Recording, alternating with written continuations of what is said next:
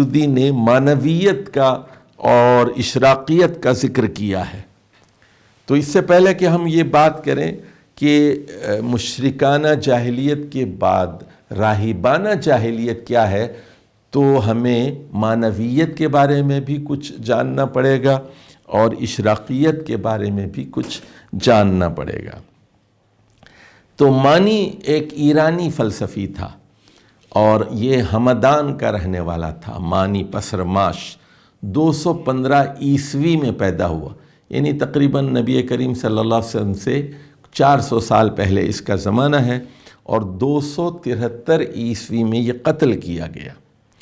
تو ایران کا جو بادشاہ تھا شاہپور، اس نے 242 عیسوی میں مانی کا دین قبول کر لیا، اور اس طرح وہ ایران کا مذہب بن گیا۔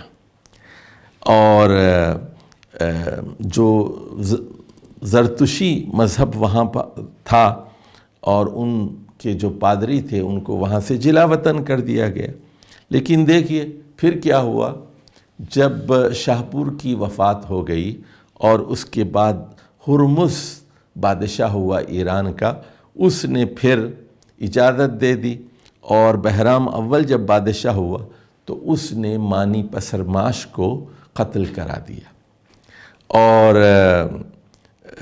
اب اس شاہپور گاں کے نام سے اس کی کتابیں مرتب تھیں۔ تو یہ معنویت میں نور اور ظلمات کا ایک عقیدہ ہے کہ دو خدا ہیں، ایک روشنی کا خدا ہے اور ایک اندھیرے کا خدا ہے۔ اور یہ بڑا عجیب آدمی تھا، بڑا مکار اور جھوٹا آدمی تھا مانی۔ تو یہ بدھ اور زرتشت اور حضرت عیسیٰ کو یہ پیغمبر مانتا تھا۔ یوں سمجھیے کہ وہ چونچو کا مربع ایک بنانا چاہتا تھا، اور یہ چونچو کا مربع اکبر اعظم نے بھی بنانے کی کوشش کی، اور ایک نیا دین الہی کے نام سے تصنیف کیا۔ آگے اس پر گفتگو ہوگی۔ اور وہ اپنے آپ کو آخری نبی کہتا تھا۔ حضرت عیسیٰ کے بارے میں کہتا تھا کہ وہ نبی ہیں، میں ان کی نبوت کو مانتا ہوں۔ اور لیکن شہرستانی نے یہ لکھا ہے کہ وہ حضرت عیسیٰ کو شیطان کہتا تھا۔ اور سینٹ آگسٹائن کہتے ہیں کہ مانی حضرت عیسیٰ عورت کے بطن سے پیدا نہیں ہوئے، ان کا جسمانی وجود فریب نظر تھا۔ اچھا، اب یہاں ایک بات ذرا نوٹ فرما لیجئے۔ نبی کریم صلی اللہ علیہ وسلم نے فرمایا کہ میرے اور حضرت عیسیٰ کے درمیان کوئی نبی نہیں ہے۔ اس کا صاف مطلب یہ ہے کہ مانی ایک جھوٹا آدمی تھا، کیونکہ اس کو قتل کیا گیا 273 عیسوی میں، اور حضرت عیسیٰ کا زمانہ آپ جانتے ہی ہیں کہ 6 قبل مسیح سے غالباً 34 یا 33 عیسوی تک ہے۔ تو مانی کا زمانہ حضرت عیسیٰ سے تقریباً 200 سال بعد کا ہے، اور نبی کریم صلی اللہ علیہ وسلم سے تقریباً 400 سال پہلے کا ہے۔ تو اس دوران میں یہ صاحب اپنے آپ کو نبی ہونے کا یہ دعویٰ کر رہے ہیں۔ تو یہ ایک جھوٹے سے آدمی تھے جو وہاں کی ساری چیزوں کو ملا کر ایک نیا ملغوبہ دنیا کے سامنے پیش کرنا چاہتے تھے۔ اسی زمانے میں ایک اور فلسفہ دنیا کے اندر پیش کیا گیا، اور آج بھی آپ دیکھتے ہیں کہ برطانیہ وغیرہ میں اس نظریے اور اس فلسفے کی بڑی پذیرائی ہے، اور بہت سارے لوگ اس کے پیروکار ملتے ہیں، یعنی عوامی سطح پر نہیں، لیکن جو بے دین لوگ ہیں ان کو یہاں پر کچھ روحانیت نظر آتی ہے۔ اور یہ نظریہ ہے فلاطونیت یا اشراقیت یا نو افلاطونیت کہتے ہیں اس کو، نیو پلاٹینزم۔ تو فلاطینیوس یہ 270 عیسوی میں اس نے وفات پائی ہے، اور افلاطون کا زمانہ تو یعنی حضرت عیسیٰ سے 300 سال پہلے کا ہے، 300 قبل مسیح کا۔ تو یہ تقریباً 500 سال بعد ہوا ہے، اس لیے اس کے نظریے کو نو افلاطونیت یا اشراقیت کہتے ہیں اس کو۔ اور یہ ہے کیا چیز؟ یہ اسی کی ایک نئی شکل ہے جو افلاطون کا فلسفہ تھا، لیکن اس میں ہندو فلسفے کو شامل کر دیا گیا۔ اور یہ ایک مصری فلسفی تھا، ایجپٹ کا رہنے والا تھا، اور اس کے نظریات میں یوگ اور ویدانت کے عناصر ملتے ہیں۔ اور وہ یہ کہتا ہے کہ ہستی صرف ایک ہے، لامحدود ہستی ہے، اور وہی زندگی کا سرچشمہ ہے، اور اس کے سوا کچھ موجود نہیں ہے۔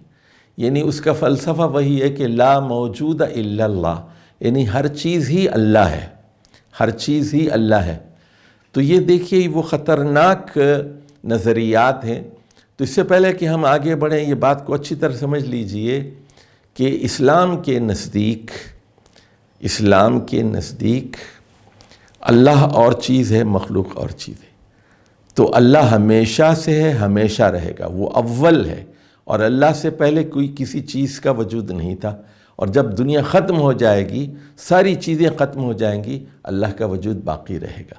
کل شیء ہالک الا وجہ، کل من علیہا فان ویبقی وجہ ربک ذو الجلال والاکرام۔ تو یہ دنیا ختم ہونے والی ہے، یہ ہمیشگی کے لیے دنیا نہیں بنی ہے۔ یہ جو شاعر کہتا ہے نا کہ یہ چمن یوں ہی رہے گا، نہیں، یہ چمن برباد کر دیا جائے گا، یہ چاند ستارے نہیں رہیں گے، انسان نہیں رہے گا، ہر چیز فنا کر دی جائے گی۔ فنا اور ساری مخلوق کے لیے بقا صرف اللہ سبحانہ و تعالیٰ کی۔ اب یہاں یہ بات بھی سمجھ لیجئے کہ خالق کبھی مخلوق کی شکل اختیار نہیں کر سکتا، اور مخلوق کبھی خدا نہیں بن سکتی۔ خالق اور چیز ہے اور مخلوق اور چیز ہے۔ اب 2 آیات کا میں یہاں ذرا حوالہ دے دوں تاکہ آپ کے دماغ میں یہ تصورات بالکل واضح ہو جائیں۔ ایک تو اللہ تعالیٰ کہتا ہے خالق کل شیء، خالق کل شیء، یعنی دنیا میں جتنی اشیاء ہیں، چاہے وہ ٹھوس کی شکل میں ہو، گیس کی شکل میں ہو، مادہ کی شکل میں ہو، پانی ہو، سمندر ہو، بادل ہو، آسمان ہو، ہر چیز کا پیدا کرنے والا وہ ہے، خالق کل شیء۔ ایک تو یہ بات ہوگی۔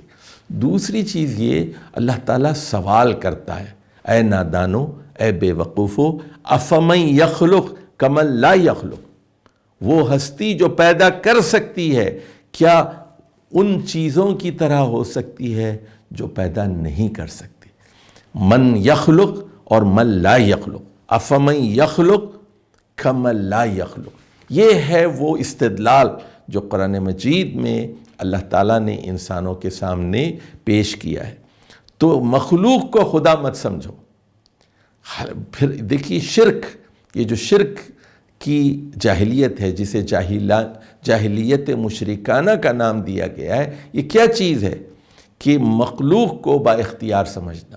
قرآن مجید اس کی نفی کرتا ہے، اس کی تردید کرتا ہے، اور یہ کہتا ہے ما یملکون من قطمیر، یہ کھجور کی گٹھلی کے اوپر جو باریک جھلی ممبرین ہوتی ہے اتنا بھی اختیار نہیں رکھ سکتے، اور یہ نہ فائدہ پہنچا سکتے ہیں یا نقصان بھی نہیں پہنچا سکتے۔ ما یملکون من قطمیر۔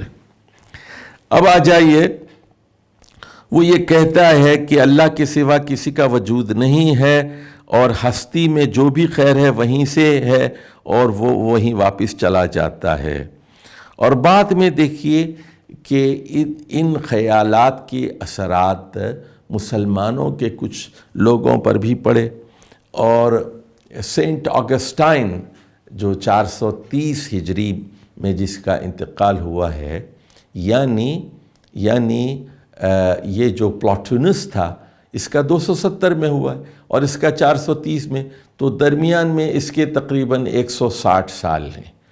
تو سینٹ آگسٹائن نے اس معنویت کے تصورات کو بھی قبول کیا، اور افلاطونیوس کے خیالات کو بھی قبول کیا، اور پھر عیسائیت نے پوری طرح اپنے آپ کو جب رہبانیت میں گم کر لیا، اس کے بعد اسلام آیا، اور اسلام کے بعد بھی جو مفکرین پیدا ہوئے